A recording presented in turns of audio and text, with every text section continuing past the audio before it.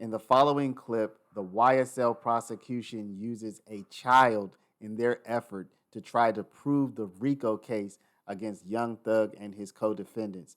Tell me, do you think they went too far? And also, we did blur the child's face. In the original video, the child's face was not blurred. Not totally sure who this is or their age, but we blurred just in case. And 403. Judge, I think it's best if we just play this one.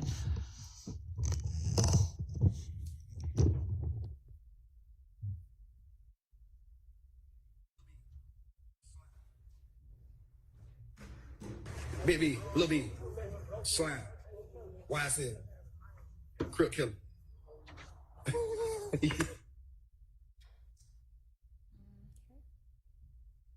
That's Mr. Williams's voice. Based on directing. Let's not interrupt each other, please. Directing this child to throw up these gang signs. Okay. So that's what we. So are you going to have some kind of either somebody familiar with Mr. Williams' voice to say that's him, or a voice analyst to say that's him? We would have someone that we believe is familiar enough with his voice to say that that's him. Okay, well, we'll see. We have Mr. Stillwell. We're going to ask for a limiting instruction if that's admitted. All right, provide proposed one, please. On behalf of Mr. Williams, Your Honor, what is the import of this? So I understand it's prejudicial because a person may think that a young child using what I would consider gang language with their hand signs may be inappropriate. But why would this matter here? The lyrics are coming in. Mr. Williams is constantly changing the letter B to or letter C to a B. Like instead of Cleveland Avenue, Believeland Avenue, there's a whole bunch of lyrics that Judge Glanville let in. There are tattoos on Mr. Williams' body that has already come in that shows the letter B and alleged other supposed gang symbols. They have introduced, they being the court has admitted into evidence, exhibits showing things like a green snake or an emoji with a B on it. I just don't understand why the child is an important part of this mission to find the truth here. And Mr. Williams' voice, I find it to be wholly prejudicial, and I find the probative value to be scant. All right, let's hear from the state. So, Your Honor, as the court is aware, the rules of evidence are rules that favor admissibility, and 403 should only be used in extreme situations, and Mr. Williams, not the state, bears the burden of showing when something is shown to be relevant, it's presumptively admissible, and he bears the burden of showing that its prejudicial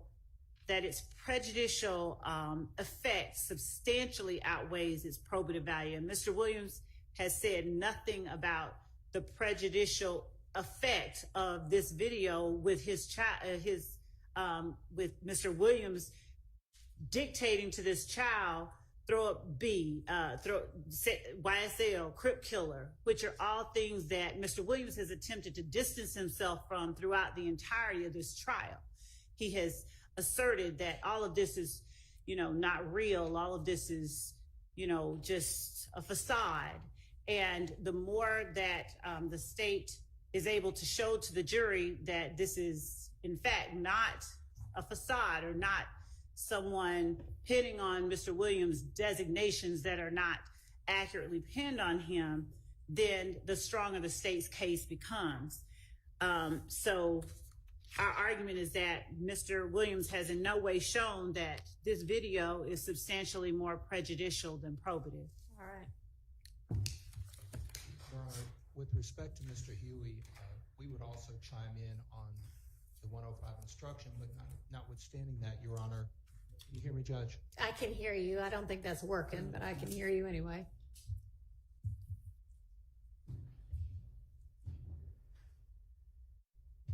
Can you hear me now, Judge? Yes. So we would also ask for the 105 instruction on behalf of Mr. Huey, but notwithstanding that, Your Honor, this is extremely prejudicial from the standpoint of having a child hold up these gang signs and so forth and so on, what appears to be gang signs. And again, this is going to be one of those scant and cumulative aspects of a piece of evidence that if the court allows it to come in, it's going to be drug in for the sake of its prejudicial effect. Clearly what 403 says we can't do. So I would ask the court to take that into consideration. Okay, well, I'm certainly considering the appropriate law. Yes, sir, Mr. Steele. There's also another, I can't find the exhibit number, but there's a video that came in over objection that Mr. Williams is doing something similar, or someone's doing something similar with a child. All right, why don't y'all get me that, and I'll consider whether there might be a cumulative issue here. But with regard to just 401, 403, it's certainly relevant, and I agree that it's prejudicial, which, you know, case after case says most of the state's evidence is prejudicial against defendants. I don't think it's substantially more prejudicial than probative, considering part of the conspiracy they allege is preserving, protecting, and enhancing the reputation, power, and territory of the enterprise by the posting of messages, images, videos, and songs demonstrating alignment to the enterprise and a willingness to engage in violence on its behalf. I mean, it's wildly probative to that. And Your Honor, we're also going to ask for a Rule 105 instruction on behalf of Mr. Kendrick, and Well, we echo the comments made by the others. Okay. Yes, ma'am. We don't believe that a 105 instruction on this type of evidence is appropriate. It's not a testimonial piece of evidence, a testimonial statement.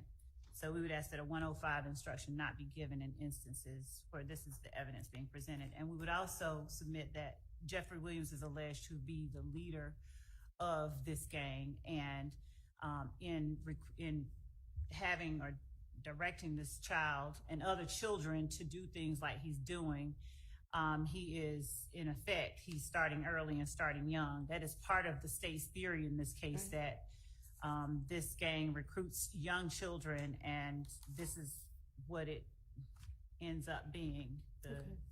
Judge, I think there was a piece of evidence that came in on, or we reviewed a child on yesterday, if I'm not mistaken, that we saw in an image. He was either posting. Yeah, but I don't remember that being anything that the child was doing in response to somebody directing them to do it. I think it seemed like the child was, I mean, I'd be happy to look at it again, because that's not specifically what I was looking at it for then.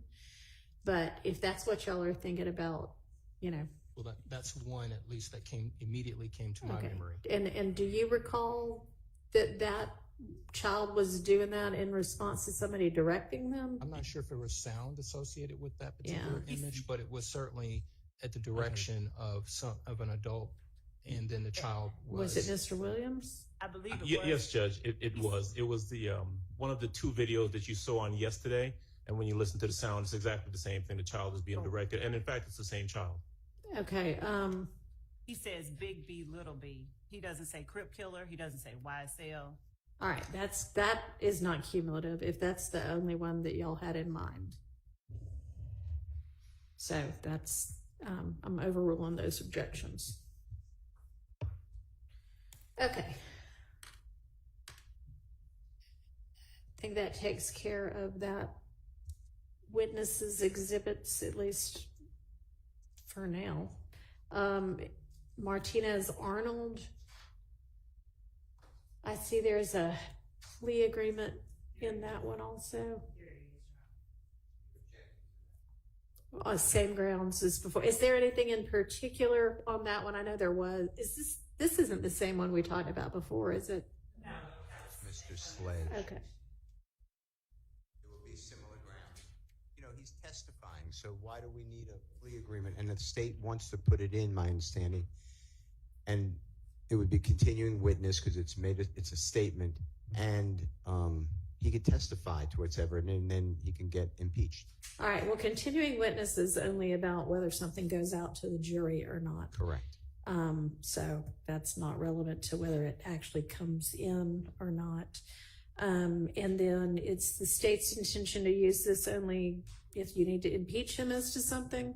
Correct. Okay. Correct, Your Honor. And if he's truthful, then we don't need to accept, I mean, if he's truthful, then we don't need to go and show and introduce this as an exhibit.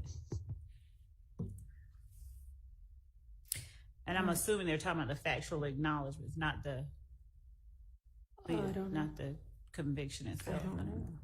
Let's find out. Are you talking about the factual acknowledgments?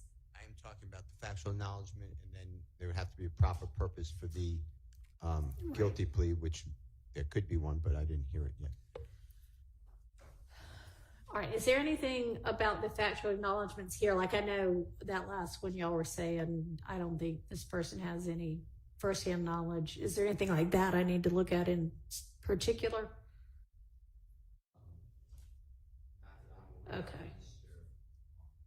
All right. And so for these people, you just intend to have them admit they pled guilty? Okay. So this wouldn't be relevant at all unless they say, no, I didn't, or no, I never asserted that fact, or this would be. So or that he was forced, or he didn't know what he was doing. Right. I think the certified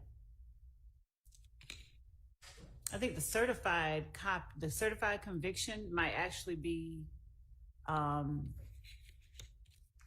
proper evidence. I need to think about that. But as far as the other stuff that they're talking about, yeah, and you can certainly, I guess, tender that if you want to. Yeah, but the other information is only, as we said earlier, if someone isn't truthful on the stand. Right. Okay. Thank you. All right. The next item in there, I can't open, so I don't know what that is, but if y'all can open it and you know what it is and don't have an objection, then it doesn't matter that I can't open it. Your Honor, we're talking about the third one down? I was talking about the second one down because I don't know what that is. The one labeled like NT Fulton CODA and then some numbers. Oh, okay. Don't know why I can't open it, but we've already reviewed that one. Or no?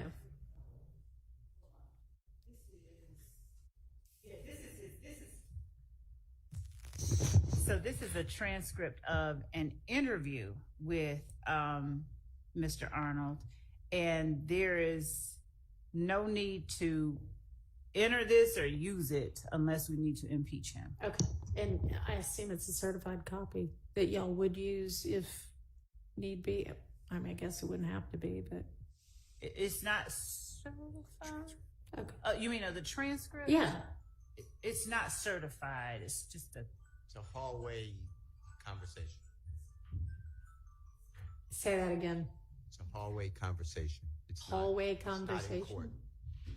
It's a not like 130-page transcript of a conversation. Oh, Interview. it's not a transcript of the